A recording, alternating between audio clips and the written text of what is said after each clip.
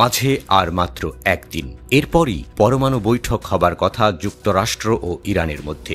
এই বৈঠককে কেন্দ্র করে যুক্তরাষ্ট্র ও ইরান পরস্পরের বিরুদ্ধে নানা রকম সতর্কতামূলক আচরণ করেই চলেছে। ইরাকে নিজের সমর্থিত গোষ্ঠীগুলোর কাছে ক্ষেপণাস্ত্র দিয়ে রাখল ইরান। যেখানে ক্ষেপণাস্ত্রগুলো মোতায়েন হয়েছে সেটার কাছেই মার্কিন সামরিক ঘাঁটি। ইরানের বিপ্লবী গার্ড বাহিনীর আকাশ প্রতিরক্ষা শাখা দূরপাল্লার ক্ষেপণাস্ত্রগুলো মোতায়েন করেছে, যেগুলো ইউরোপ পর্যন্ত ছুটে গিয়ে আঘাত করতে পারে।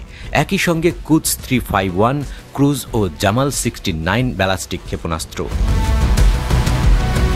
ইরানের এই তৎপরতাকে ইসরায়েল চরম মাত্রার বেপরোয়া আচরণ বলে অভিহিত করেছে। বিশ্লেষকরা বলছেন যে এমন সময়ে ইরান এটা করল যখন ইরাকে অবস্থান করা ইরান সমর্থিত গোষ্ঠীগুলো এর কয়েকদিন আগেই ইরাক ও যুক্তরাষ্ট্রের বিরুদ্ধে অস্ত্র হাতে তুলবে না বলে কথা দিয়েছিল। মধ্যপ্রাচ্যের গণমাধ্যমগুলোর কাছে নাম প্রকাশে অনিচ্ছুক ইরাকের এক রাজনৈতিক নেতা বলেছেন যে ইরান সমর্থিত ওই গোষ্ঠীগুলো 48 ঘণ্টার ব্যবধানে চোখ উল্টে ফেলল। ইরাকের রাজনৈতিক এই নেতার মতে ইরান তার নিজের ঘরের সমস্যা ইরাকে এনে ফেলল। ইরাকে ক্ষেপণাস্ত্র মোতায়েন করে ইরান মধ্যপ্রাচ্যে ছায়াযুদ্ধ আরও সুসংহত করতে চাইছে, যেটি দেশটি করে যাচ্ছে হিজবুল্লাহ ও হুথির মাধ্যমে। হুথি প্রায় প্রতিদিনই ইসরায়েলের ভূখণ্ডে এবং লোহিত সাগরে অবস্থিত ইসরায়েলের মিত্র যুক্তরাষ্ট্রের বিমানবাহী রণতরী বহরে হামলা চালাচ্ছে। এমনিতেই সিরিয়ার সাবেক প্রেসিডেন্ট বাশার আল আসাদের পতনের পর ইরানের ছায়াযুদ্ধ কিছুটা দুর্বল হয়ে পড়েছে।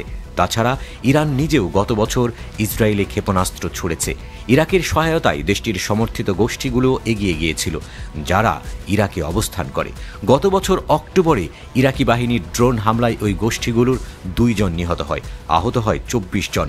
এরপর ইরাকের সরকারের আহ্বান, তারা ইসরায়েলে হামলা বন্ধ রাখে।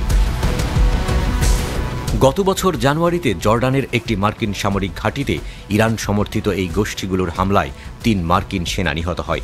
এর জবাবে তৎকালীন জো বাইডেন সরকার ওই গোষ্ঠীগুলোর আস্তানায় হামলা চালায়, যেখানে কাতাইব হিজবুল্লাহ নামে ব্রিগেডের এক শীর্ষ নেতা নিহত হন।